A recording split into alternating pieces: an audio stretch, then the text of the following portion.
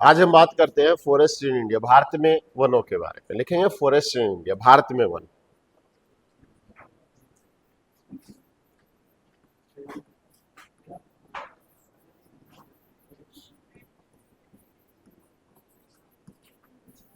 Examiner पूछेगा भारत में कितने प्रकार के वन पाए जाते हैं, तो भारत में पाए जाते हैं 6 प्रकार के वन। भारत में कितने प्रकार के वन पाए जाते हैं? यदि हम टाइप्स की बात करें तो 6 प्रकार के वन पाए जाते हैं भारत के अंदर। पूछेगा ये 6 प्रकार के वन कौन कौन से हैं और कहाँ पाए जाते हैं। तो पहले प्रकार के जो वन है उसका नाम है ट्रॉपिकल एवरग्रीन फॉरेस्ट। लेकिन यहां पर एक और वर्ड आएगा, देखिएगा, एक वर्ड आएगा एरिड और एक वर्ड आएगा ह्यूमिड।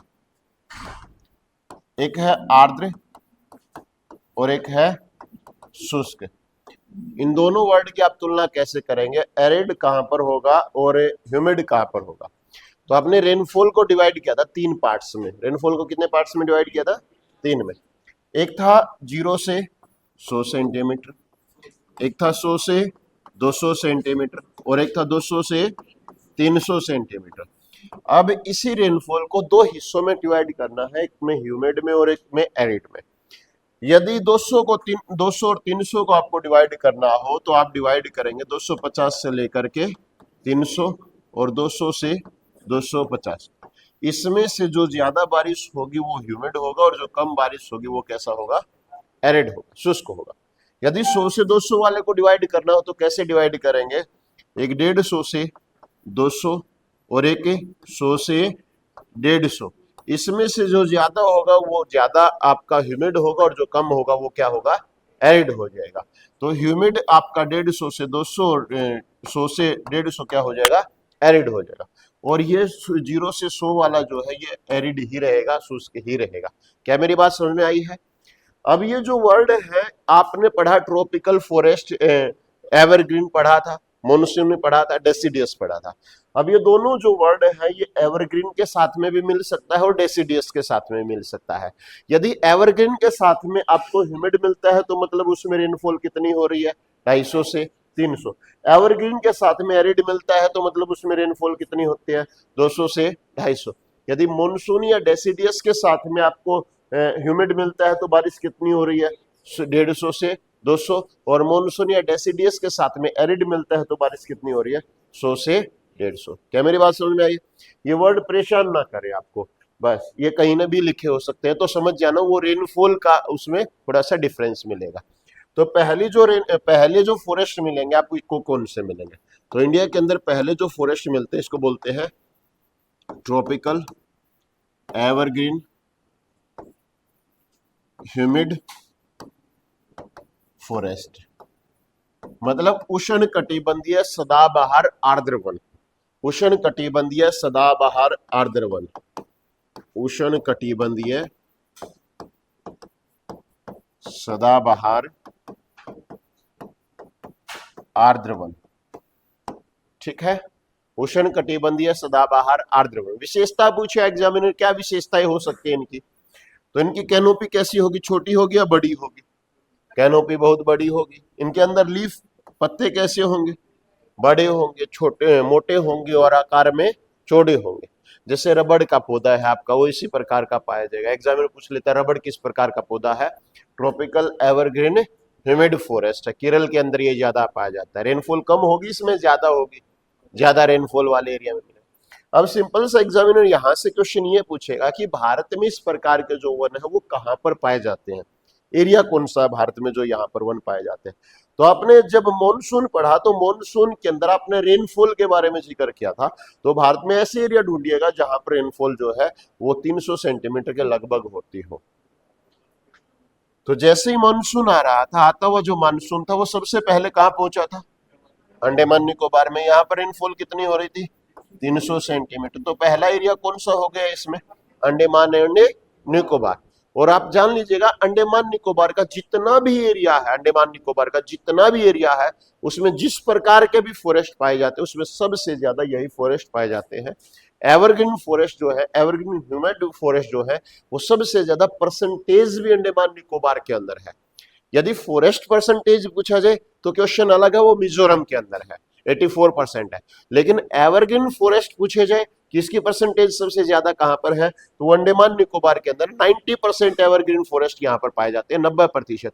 मान लो 100 एकड़ के अंदर ये फैला हुआ, तो 90 एकड़ के अंदर अकेले कौन से फॉरेस्ट फैले हुए हैं, एवरग्रीन फॉरेस्ट। कहां पर मिलेंगे आपको, अंडमान निकोबार। दूसरा यही और कहां पर मिलेंगे आपके, लक्षद्वीप के अंदर। मानसून यहां पर भी कितनी बारिश कर रहा था, 300 सेंटीमीटर। और कहां पर मिलेंगे ये, लक्षद्वीप में, ठीक है। और साथ में और कहां पर मिलेंगे, केरल के अंदर मिलेंगे, केरला में मिलेंगे। अब इसी बात को हम यूं भी सीख सकते हैं, इस प्रकार से हम जान सकते हैं, ये जो वेस्टर्न घाट है और इधर ये जो ईस्टर्न घाट है, जब हम इनकी बात करते हैं तो वेस्टर्न घाट पर निचले हिस्से में 300 सेंटीमीटर, फिर 250 सेंटीमीटर और फिर 200 सेंटीमीटर रेनफॉल हो रही थी। और ईस्टर्न घाट की जब हम बात करते हैं तो यहाँ पर तमिलनाडु के अंदर सर्दियों में बारिश हो रही थी 300 सेंटीमीटर, फिर 250 सेंटीमीटर और फिर लगभग 200 सेंटीमीटर। तो पश्चिमी घाट और पूर्वी घाट पर भी कौन से वन पाए जाते हैं, आपके ट्रॉपिकल एवरग्रीन फॉरेस्ट। अब इसमें से सिर्फ ह्यूमिड की बात की जाए तो इतने से एरिया में ह्यूमिड है और इतने से एरिया में यहाँ पर क्या है, ह्यूमिड। क्लियर हुआ, हाँ या ना। स्टेट दिए जाएंगे आमतौर पर, प्रमुख रूप से 3-4 ऑप्शन दिए जाते हैं, एक अंडमान निकोबार, एक लक्षद्वीप, दूसरा केरल और तीसरा तमिलनाडु। इन सभी में कैसे वन मिलेंगे, ट्रॉपिकल एवरग्रीन ह्यूमिड फॉरेस्ट मिलेंगे। क्लियर। सेकंड जो टाइप होता है यहां पर, इस टाइप का नाम है tropical deciduous humid forest. Tropical deciduous humid forest. अब डेसिडियस की जगह एक और वर्ड लिखा जा सकता है, मॉनसूनी। इसको हम बोल देंगे उष्ण कटिबंधीय, उष्ण कटिबंधीय मॉनसूनी, या फिर मॉनसूनी की जगह पतझड़ या फिर पर्णपाती, और फिर ह्यूमिड मतलब आर्द्र वन। अब जैसा कि आप देख पाएंगे इसमें बारिश कितनी होगी, इसमें बारिश होगी आपकी 150 से 200 सेंटीमीटर होगी। टेम्परेचर हाई रहेगा, टेम्परेचर कितना रहेगा, यहाँ पर 24 डिग्री सेल्सियस से ज्यादा रहेगा। भारत के अंदर जो सबसे ज्यादा वन पाए जाते हैं वो मानसूनी वन ही पाए जाते हैं, लेकिन इनको हमने दो कैटेगरी के अंदर रखा। एक कैटेगरी वो जिसमें रेनफॉल कितनी है 150 से 200 सेंटीमीटर, और एक कैटेगरी वो जिसमें रेनफॉल कितनी है 100 से 150 सेंटीमीटर। तो यहाँ पर भारत के अंदर जो मध्य भारत है ना, पूरा का पूरा ये वाला जो एरिया पड़ेगा, इस मध्य भारत में इसी प्रकार के वन पाए जाते हैं। इसके अंदर कौन कौन से एरिया आ जाएंगे आपके, इसमें दो कैटेगरी डिवाइड की गई है, एक आर्द्र वन और दूसरा शुष्क वन। आर्द्र वन और शुष्क वन। तीसरा यही होगा, इसका टाइप जो होगा ये होगा उष्ण कटिबंधीय मानसूनी शुष्क वन। यहाँ पर ह्यूमिड की जगह आपका कौन सा आ जाएगा, एरिड फॉरेस्ट आ जाएगा। ठीक है, ये थर्ड पॉइंट हो जाएगा। तो जो मध्य भारत है, मध्य भारत में कौन से स्टेट आ जाएंगे, मिडल इंडिया में कौन कौन से स्टेट होंगे, जैसे यहां से शुरुआत कर लीजिएगा, हरियाणा वाला एरिया है, यूपी वाला एरिया है, बिहार वाला एरिया है, एमपी वाला एरिया है, यहाँ पर उड़ीसा वाला एरिया है, आंध्र प्रदेश वाला एरिया है, इधर से तेलंगाना वाला एरिया है, महाराष्ट्र है, यहाँ पर कर्नाटका है, और बीच वाले हिस्से में एमपी है, और राजस्थान का जो ईस्टर्न भाग वो सारा का सारा जो मिडल इंडिया है आपका, सारा का सारा इसमें ये वन पाए जाते हैं। भारत में कौन से वन सबसे ज्यादा पाए जाते हैं, तो उसमें सिर्फ एक वर्ड मिलेगा, मॉनसूनी, पर्णपाती या फिर पतझड़। इनको दो तरीके से कैटेगराइज किया गया, एक ह्यूमिड में और एक एरिड में। जहां पर बारिश कितनी होगी 150 से 200, वहां पर कौन से मिलेंगे, ह्यूमिड, और जहां पर बारिश 100 से 150 मिलेंगे वहां पर कौन से मिलेंगे, एरिड। क्लियर हुआ, हाँ या ना। कौन से ऐसे वन है जिसका प्रयोग फर्नीचर में सबसे ज्यादा किया जाता है, मानसूनी वनों का फर्नीचर में सबसे ज्यादा यूज किया जाता है, क्योंकि इनको काटना बहुत ज्यादा आसान होता है। कौन से ऐसे वन है जो भारत में सबसे ज्यादा काटे जाते हैं, वो यही वन है, भारत में सबसे ज्यादा यही वन काटे जाते हैं। क्लियर है।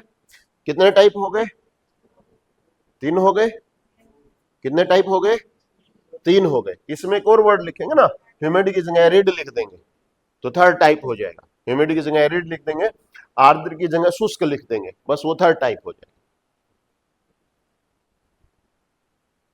नंबर 4 है desert forest, thorny forest. Tropical desert forest कह दे या थोर्नी फॉरेस्ट कह दे, कटीले वन और झाड़ियां कह लीजिएगा, या मरुदभिद या मरुस्थलीय वन कह लीजिएगा, desert forest. Tropical desert forest कह दे, एक ही बात है, ठीक है, या थोर्नी फॉरेस्ट,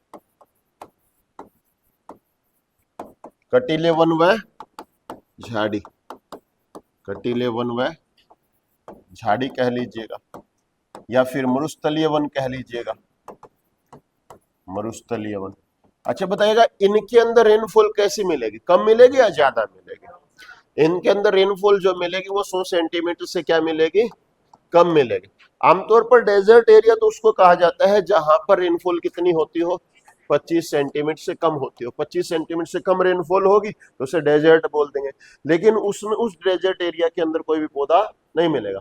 थोड़ा बहुत वहां तक जहां तक 50 सेंटीमीटर तक भी रेनफॉल होती हो वहां पर आपको पौधे नजर आएंगे, जैसे कैक्टस है, नागफनी है। और थोड़ी बहुत ज्यादा होती हो, जैसे राजस्थान के अंदर कई सारे पौधे ऐसे हैं कि वहां पर उनकी छांव के अंदर लोग बच्चे जो है वो खेलते हैं, ठीक है, जैसे खेजड़ी का वृक्ष है, खेजड़ी छावदार वृक्ष होता है डेजर्ट एरिया के अंदर, खेजड़ी। जैसे ऑस्ट्रेलियन ओक है, ऑस्ट्रेलियन ओक है, ठीक है। और बिल्कुल कम वर्षा वाले क्षेत्रों में कौन सा मिलेगा, कैक्टस मिल जाएगा। कौन सा मिल जाएगा, कैक्टस मिल जाएगा, जिसे नागफनी के नाम से जाना जाता है। बबूल मिल जाएगा, बेरी मिल जाएगी, वो सभी इसी प्रकार के पौधे। इनमें पत्ते किस फॉर्म में पाए जाएंगे, कांटों की फॉर्म में। कौन से पौधे जो है वो अपने पत्तों को कांटों में बदल लेते हैं, डेजर्ट फॉरेस्ट। डेजर्ट में रहने वाले जो लोग होते हैं ना, मरुस्थल में जो रहने वाले जो लोग होते हैं, जब उनको पानी नहीं मिलता तो बहुत बार ये जो डेजर्ट जो प्लांट होते हैं इनके तने के अंदर पाइप डाल करके पानी पीते हैं। क्योंकि ये जो डेजर्ट फॉरेस्ट क्या करते हैं, अपने स्टेम के अंदर, अपने तने के अंदर यहाँ पर वाटर को स्टोर कर लेते हैं।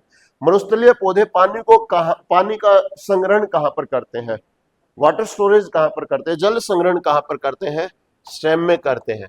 और इस स्टेम के ऊपर एक लेयर लगा लेते हैं, इस तने के ऊपर एक लेयर लगा लेते हैं, चिकनी लेयर लगा लेते हैं। इस चिकनी लेयर को मांसल बोला जाता है। क्या बोलते हैं, मांसल। मांसल मरुस्थलीय पौधे के तने पर चिकनी परत, मांसल कहलाएगी।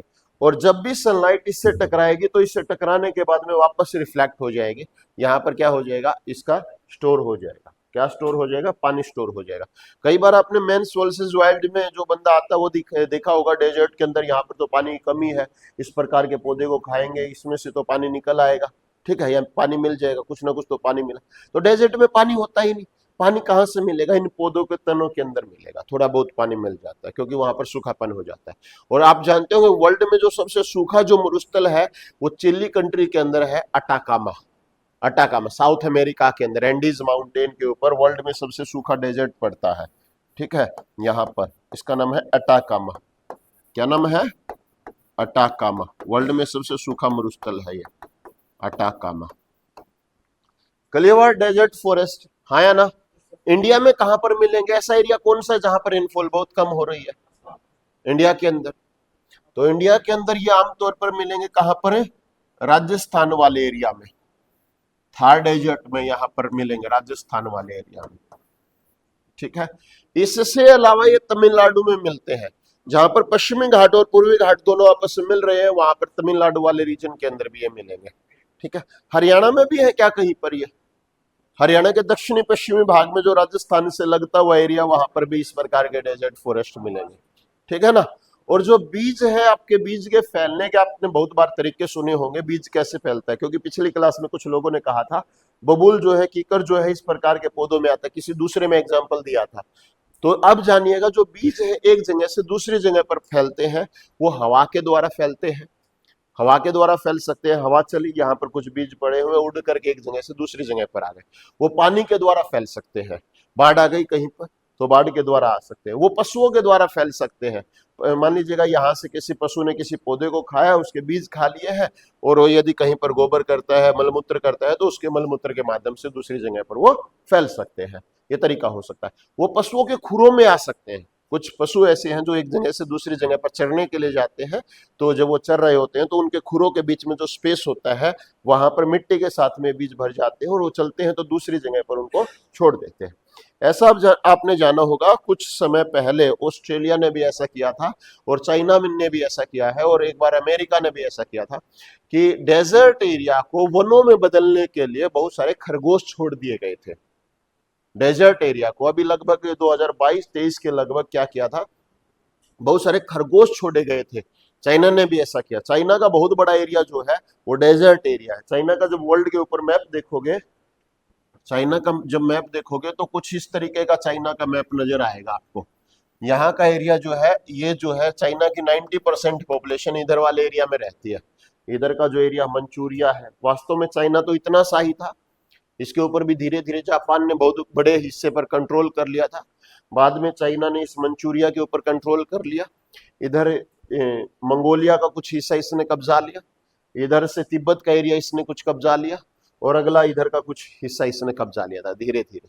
ठीक है, इंडिया का भी कुछ हिस्सा ये कब्जाए हुए है, जिसको ऑक्साइन चाइना के नाम से जाना जाता है। तो धीरे धीरे अभी एरिया बहुत ज्यादा बड़ा हो चुका है, लेकिन ये सारा का सारा जो एरिया है डेजर्ट एरिया है। और इस डेजर्ट एरिया में चाइना धीरे धीरे क्या कर रहा है, पौधे लगा रहा है लगातार।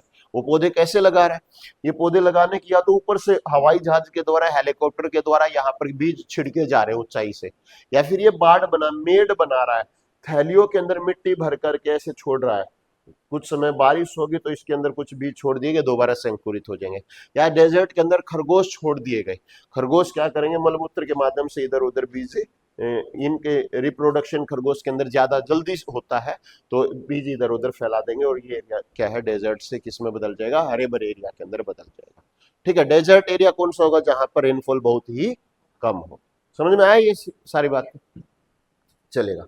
नंबर 5 जो होता है, नंबर 5 जो होता है इसे बोलते हैं माउंटेन फॉरेस्ट, पर्वतीय वन।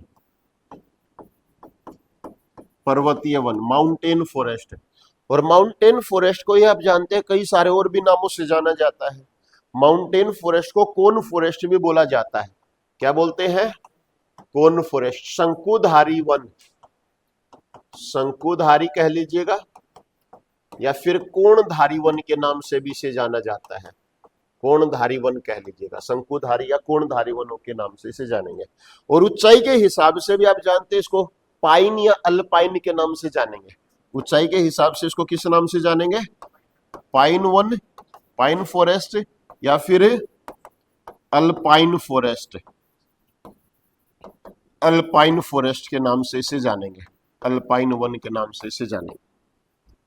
जैसा कि नाम से ही आपको पता लग रहा है कहां पर मिलेंगे ये पर्वतीय वन, कहां मिलेंगे, पर्वतीय क्षेत्र के अंदर। और भारत के अंदर पर्वतीय क्षेत्र है कहां कहां पर, भारत में पर्वतीय क्षेत्र जहां पर भी पर्वतीय क्षेत्र है वहीं पर ये वन मिलेंगे। और भारत में पर्वतीय क्षेत्र कहां पर है, तो प्रमुख रूप से एक तो मिलेंगे हिमालय क्षेत्र में। कहां मिलेंगे, अब हिमालय क्षेत्र में आपसे कहें कि हिमालय क्षेत्र में कहां पर मिलेंगे, तो कह सकते हैं जम्मू कश्मीर में मिलेंगे, हिमाचल में मिलेंगे, उत्तराखंड के अंदर मिलेंगे, सिक्किम में मिलेंगे, असम में मिलेंगे, अरुणाचल प्रदेश में मिलेंगे, नागालैंड में मिलेंगे, मणिपुर में मिलेंगे, मिजोरम में मिलेंगे, त्रिपुरा में मिलेंगे, मेघालय के अंदर मिलेंगे, है ना। इस पूरे एरिया के अंदर मिलेंगे ये सारे के सारे वन। इससे अलावा यहाँ पर एक पर्वतीय क्षेत्र फिर से है जिसको बोलते हैं अरावली पर्वत। क्या बोलते हैं, तो अरावली पर्वत के ऊपरी भाग में मिलेंगे, राजस्थान वाले एरिया के अंदर ऊपरी भाग में, निचले क्षेत्र में नहीं, ऊपरी क्षेत्र के अंदर मिलेंगे। यहाँ पर भी एक पर्वतीय भाग है, एक विंध्याचल है और दूसरा सतपुड़ा है। तो विंध्याचल और सतपुड़ा पर एमपी में मिलेंगे, विंध्याचल और सतपुड़ा के ऊपर। अब यहाँ पर भी है एक पर्वतीय भाग वेस्टर्न घाट, और यहाँ पर भी एक पर्वतीय भाग ईस्टर्न घाट। वेस्टर्न घाट पर भी मिलेंगे और ईस्टर्न घाट पर भी मिलेंगे। अब आपको कि वेस्टर्न घाट पर थोड़ी देर पहले तो आपने बताया था वेस्टर्न घाट पर ट्रॉपिकल फॉरेस्ट मिलते हैं, एवरग्रीन फॉरेस्ट मिलते हैं। तो आपको यह भी बात याद रखनी चाहिए कि जो पर्वत का ऊपरी भाग है उस पर यहाँ पर तो पर्वतीय वन, लेकिन पर्वत के ढलान वाले हिस्से में यहाँ पर एवरग्रीन फॉरेस्ट जो है ट्रॉपिकल फॉरेस्ट, क्योंकि मैदानी भागों में कौन से वन थे, ट्रॉपिकल वन थे, और ऊंचाई वाले भागों में टैगा और टूंड्रा वन थे। टैगा और टूंड्रा याद है आपको, टैगा और टूंड्रा, ठीक है। तो ये 5 टाइप हो गए। अब मोस्ट इंपोर्टेंट जो है, सबसे इंपोर्टेंट और जो सबसे ज्यादा बार पेपर में पूछा जाता है, नंबर 6। नंबर 6, नंबर 6 को आप बोलते हैं mangrove forest. Mangrove forest, mangrove one. इस मैंग्रोव वनों को कई सारे नामों से जाना जाता है। इसे अनुपवन भी बोल देते हैं, अनुपवन। इसे वेलांचली वन भी बोल देते हैं, अनुपवन या फिर वेलांचली वन के नाम से जानते हैं। इसे मार्सी फॉरेस्ट भी बोल देते हैं, दलदली वन के नाम से भी जाना जाता है इसे, मार्सी फॉरेस्ट, दलदली वन। इसे टाइड फॉरेस्ट भी बोल देते हैं, ज्वारीय वन, टाइड फॉरेस्ट के नाम से भी जाना जाता है।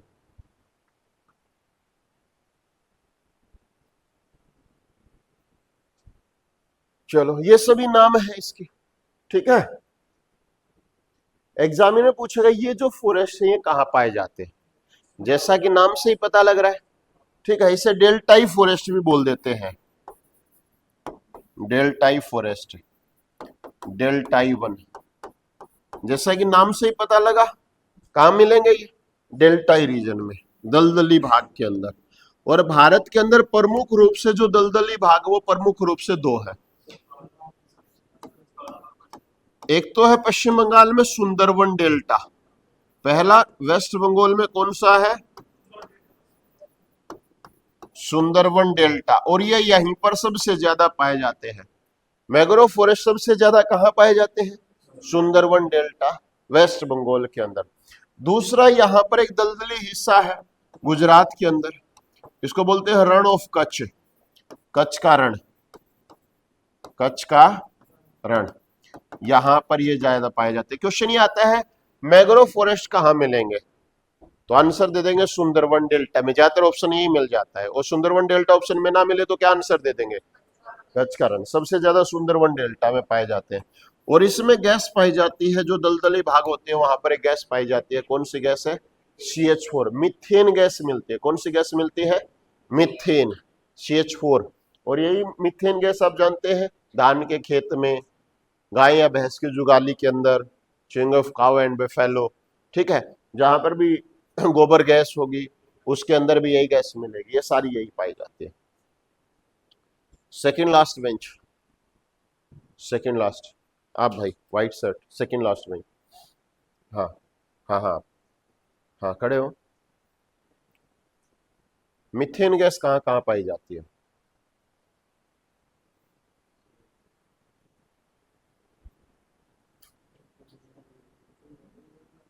अच्छा सुंदरवन डेल्टा में, और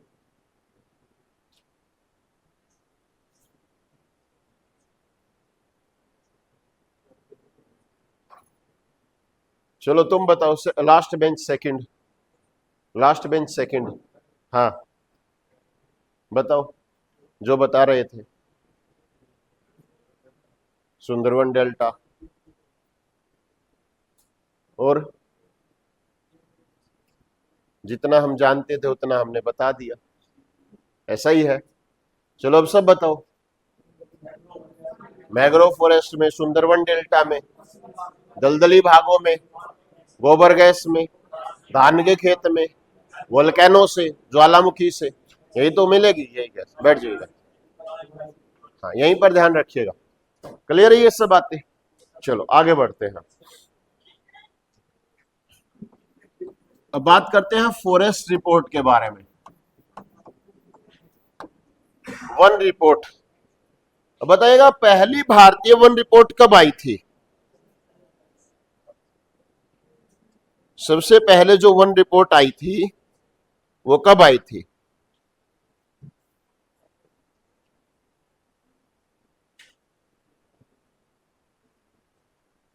बोलिए भाई, 1988। ये फॉरेस्ट जो रिपोर्ट होती है हर 2 साल में आती है। फॉरेस्ट रिपोर्ट कितने साल में आती है, हर 2 साल के अंदर आती है। एक डिपार्टमेंट है जिस डिपार्टमेंट का नाम है आपका यूनियन मिनिस्टर जो है वो भूपेंद्र यादव इस रिपोर्ट को रिलीज किए हैं अब की बार। और ये फॉरेस्ट जो डिपार्टमेंट होता है वो इसको रिलीज करता है। और भारतीय वन अनुसंधान केंद्र आप जानते होंगे कहां पर है, देहरादून। ये क्वेश्चन पूछा जाता है, लिख लेना, भारतीय वन अनुसंधान केंद्र कहां पर है, देहरादून उत्तराखंड के अंदर है।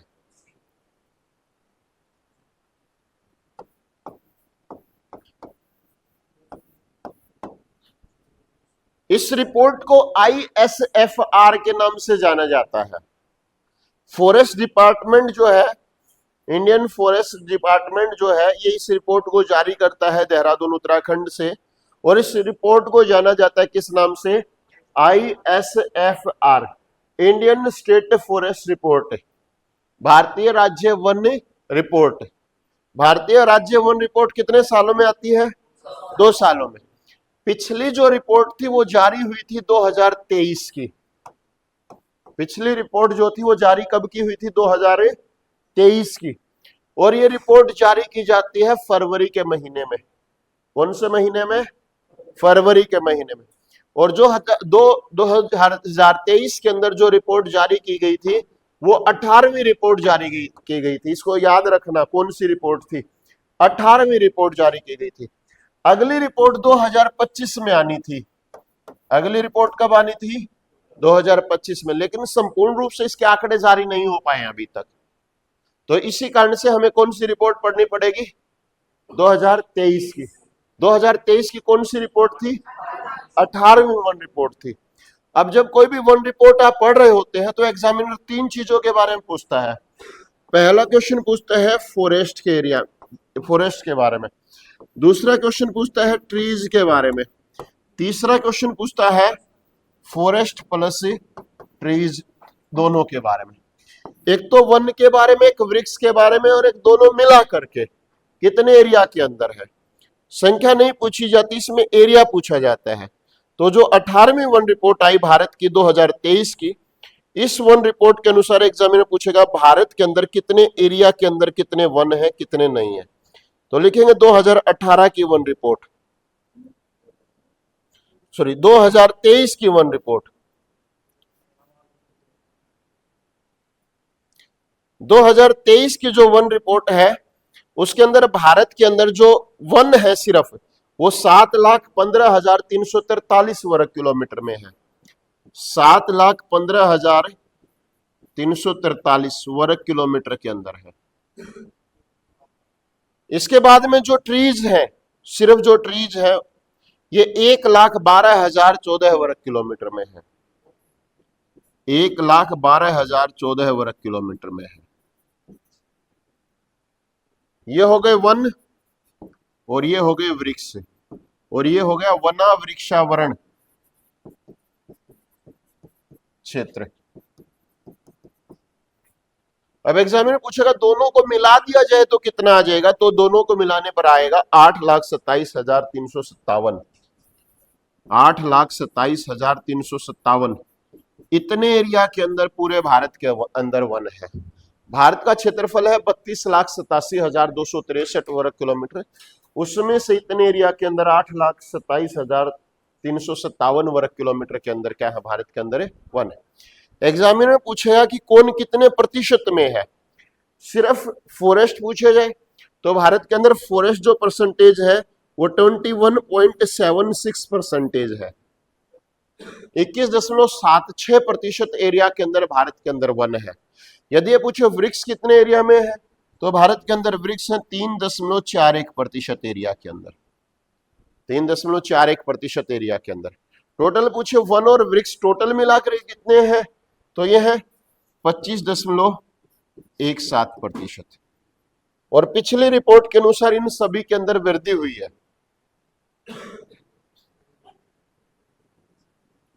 जो पिछली रिपोर्ट थी उसके अनुसार भारत के अंदर इन सभी के अंदर क्या हुई है, ग्रोथ हुई है, सभी में ग्रोथ रही है। तो एक सिंपल सा क्वेश्चन यहां से ये बनेगा कि भारत के अंदर वना वृक्षावरण क्षेत्र कितना है, 25.17%। सिर्फ वन पूछता तो कितने होते हैं, 21.76%। अब अलग अलग क्वेश्चन यहां से बनते हैं एरिया वाइज कि भारत में सबसे ज्यादा जो वन है वो कौन से राज्य के अंदर फैले हुए विस्तृत है। देखिएगा भारत में सर्वाधिक one, highest forest trees covered area, highest forest trees covered area, सर्वाधिक वृक्षा वनावृक्षावरण क्षेत्र कौन से राज्य के अंदर है? भारत में सबसे ज्यादा जो वन और वृक्ष फैले हुए कौन से राज्य के अंदर फैले हुए? एमपी में।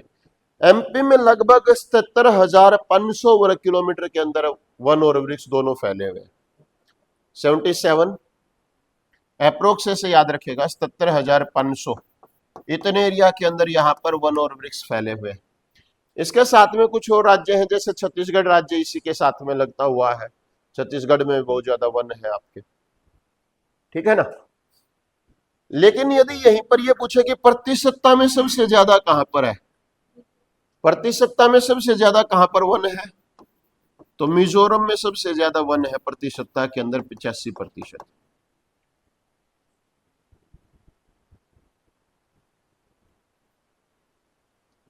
और ये पूछे सबसे कम प्रतिशत वन कहां पर है, हरियाणा और पंजाब।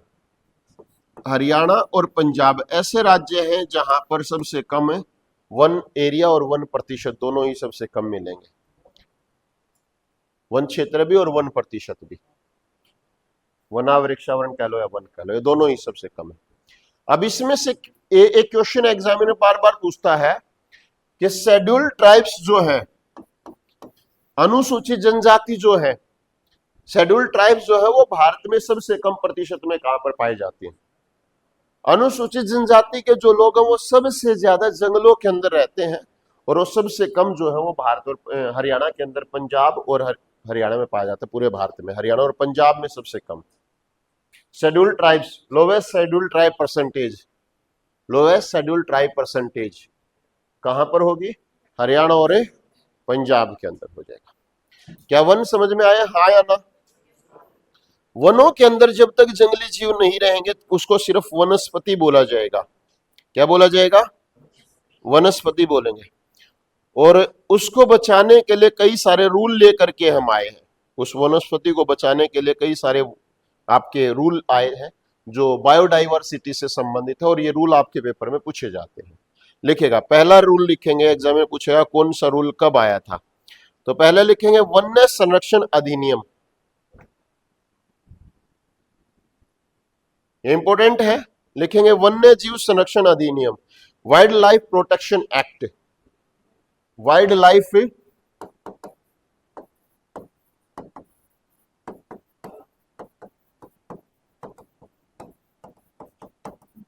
वन्य जीव संरक्षण अधिनियम एग्जाम में पूछेगा कब आया था, तो आया था 1972 में, 1972 के अंदर आया था। डायरेक्टली यही क्वेश्चन आना है बस, ठीक है।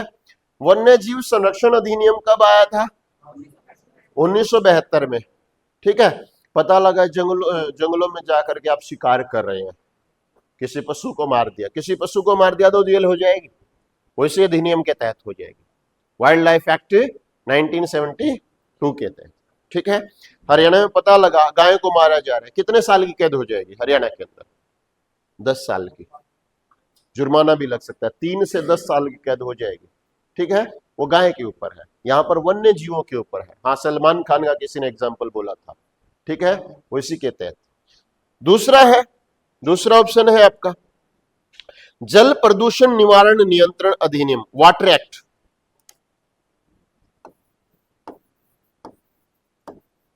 वाटर एक्ट, जल नियम कह सकते हैं, अधिनियम कह सकते हैं, प्रदूषण निवारण या नियंत्रण अधिनियम कह सकते हैं। वाटर एक्ट कब आया था? 1974 में आया था। वाटर एक्ट कब आया था? 1974 में। जो जल प्रदूषण हो रहा है ना, तुमको इस क्लास में बैठने की परमिशन किसने दी? किसने? क्लास मेरे से पूछा, और अभी भी लिख नहीं रहे तुम, लिख रहे हो तो बताओ, भारत के अंदर वन्य जीव संरक्षण अधिनियम कब आया था? 1972 में, पक्का? तो बताइएगा, ISFR की जो लास्ट रिपोर्ट आई थी वो कौन सी रिपोर्ट थी? 2023 की। कौन सी रिपोर्ट थी? 18वीं, पक्का? फिर ठीक है, फिर बैठे रहो। हाँ जी, नेक्स्ट लिखेंगे वन संरक्षण अधिनियम, forest conservation act, forest conservation act.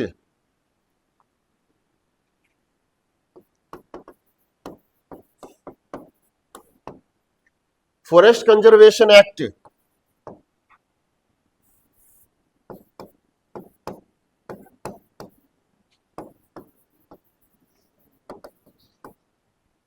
Forest conservation act का मतलब क्या था? पता लगा अब जंगलों में गए और किसी पेड़ को काट दिया, पता लगा सड़कों के किनारे पेड़ों के ऊपर नंबरिंग लिखी हुई है और इस नंबरिंग लिखे हुए पेड़ को काट ले गए, बेच दिया, तो आपको सजा हो सकती है।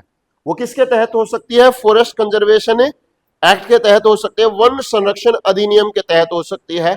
1980 में यह आया था, 1980 में आया था वन संरक्षण अधिनियम,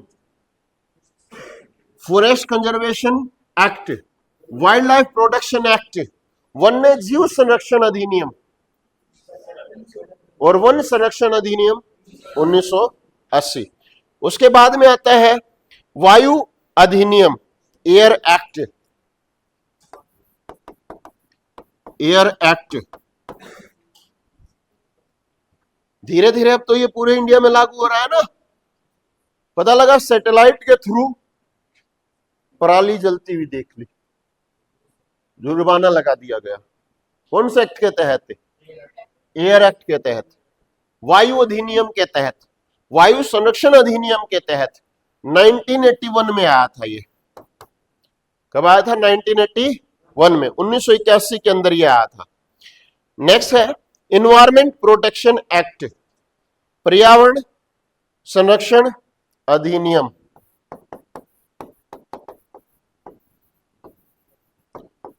इन्वायरमेंट प्रोटेक्शन एक्ट, पर्यावरण संरक्षण अधिनियम। ये बहुत बार पेपर में पूछा जाता है, भी इंपॉर्टेंट है, सबसे इंपॉर्टेंट है ये इनमें।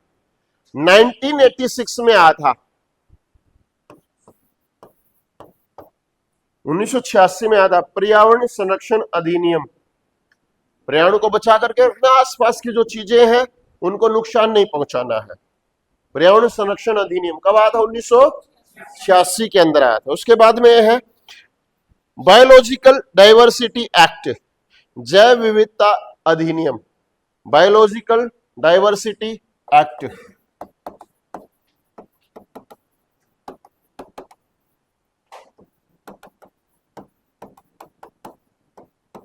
यह था 2002 में, जैव विविधता अधिनियम,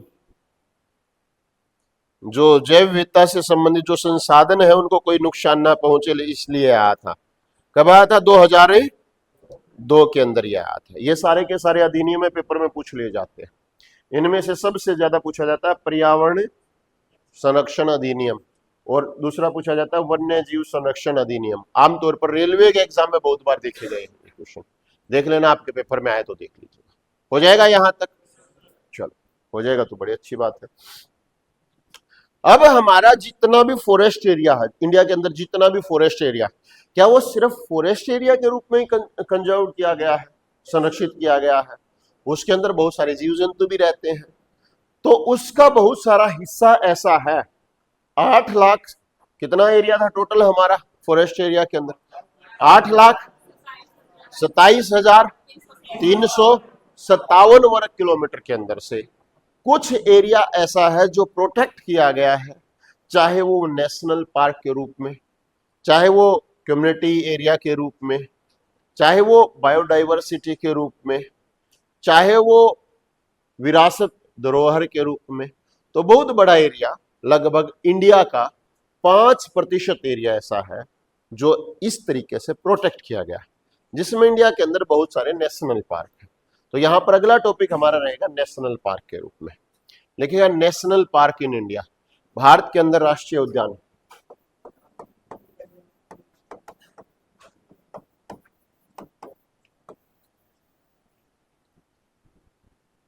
नेशनल पार्क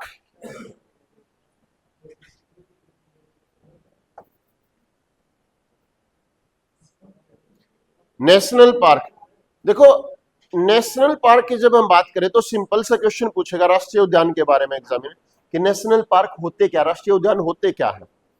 जंगलों के अंदर जो जीव जंतु इधर उधर घूम रहे थे उनको उसी एरिया के अंदर प्रोटेक्ट कर दिया और ये शर्त लगा दी गई भाई यहां पर कोई शिकार नहीं करेगा, इस एरिया के अंदर कोई भी बंदा शिकार नहीं करेगा।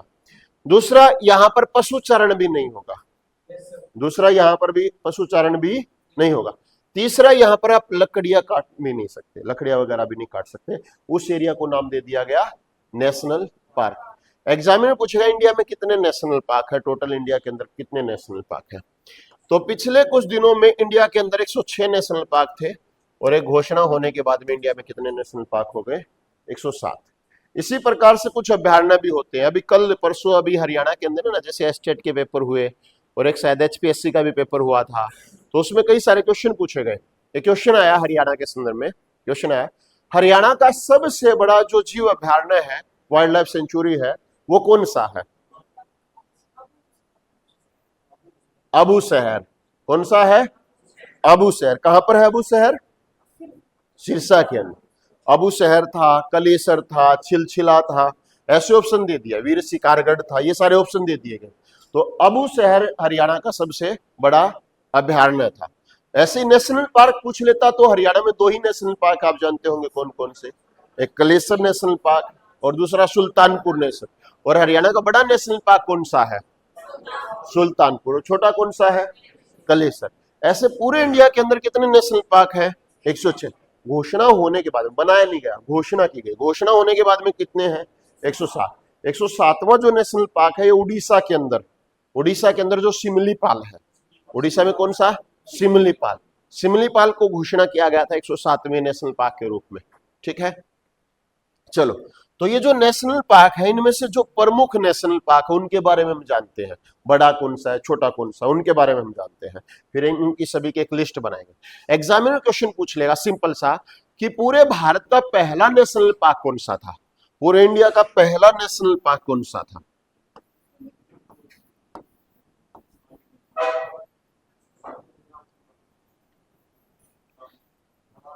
इंडिया के अंदर जो पहला नेशनल पार्क ओपन हुआ था वो ओपन हुआ था कहां पर है, उत्तराखंड के अंदर। कहां पर ओपन हुआ था, उत्तराखंड के अंदर ओपन हुआ था 1936 में, first national park of India. 1936 के अंदर जो इंडिया का पहला नेशनल पार्क ओपन हुआ था उसका नाम था हैली। क्या नाम था, हैली। हैली नेशनल पार्क था, हैली नेशनल पार्क था, हैली राष्ट्रीय उद्यान था। कब ओपन हुआ था, 1936 में। यह भी पूछता है कब ओपन हुआ था। फिर क्या हुआ, कुछ समय बीतने के साथ साथ में लगभग 1957 के अंदर इसी का नाम चेंज कर दिया गया। कब नाम चेंज कर दिया गया, 1957 में। 1957 के अंदर जब इसका नाम चेंज किया गया तो उसका नाम कर दिया गया जिम कॉर्बेट। क्या नाम कर दिया गया, जिम कॉर्बेट।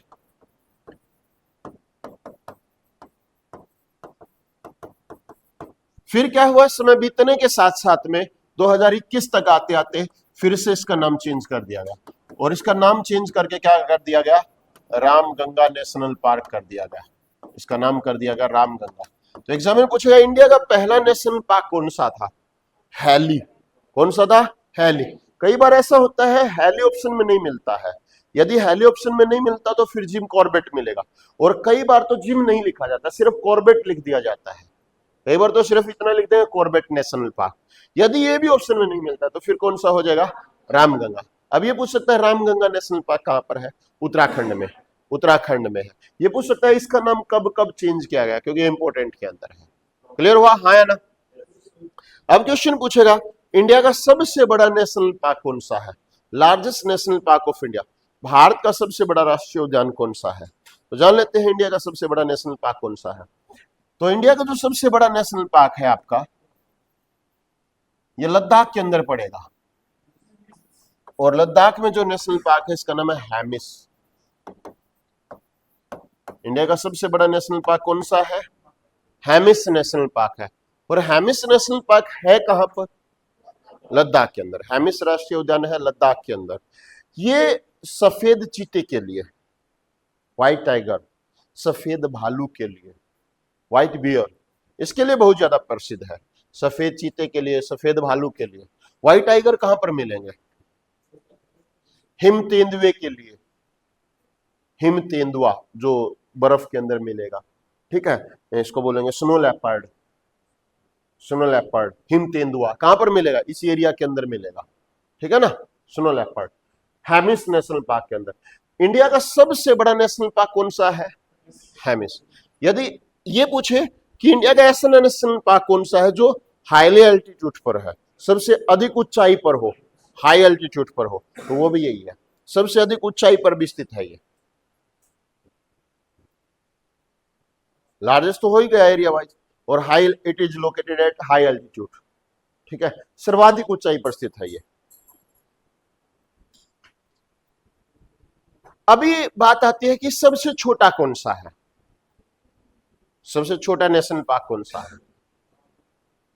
तो देखो यहां पर जो अंडमान निकोबार पड़ता है हमारा, इस अंडमान निकोबार में हमारे 6 नेशनल पार्क है। कितने नेशनल पार्क है? 6 नेशनल पार्क। लेकिन कुछ लोग यहां पर मानते हैं कि 9 नेशनल पार्क है। ऑफिशियली वेबसाइट जो है उस पर 6 लिखे गए हैं, ठीक है ना, जो गवर्नमेंट की ऑफिशियली वेबसाइट है उस पर कितने लिखे गए हैं? 6। लेकिन कई किताबें बता देते हैं कि यहाँ पर 9 लिख दिए जाते हैं। तो 9 कैसे लिख दिए जाते हैं? यहां पर एक नेशनल पार्क है जिसका नाम है रानी झांसी, ठीक है, और रानी झांसी के अंदर छोटे छोटे 3 आइलैंड हैं, अलग अलग है, और उन आइलैंड के नाम से इनको नाम दिया गया है। एक आइलैंड है जिसका नाम है नॉर्थ बटन, क्या नाम है? North button. एक आइलैंड है उसका नाम है मिडल बटन, और एक आइलैंड है जिसका नाम है साउथ बटन। और ये जो साउथ बटन है ना, ये सबसे छोटा नेशनल पार्क है।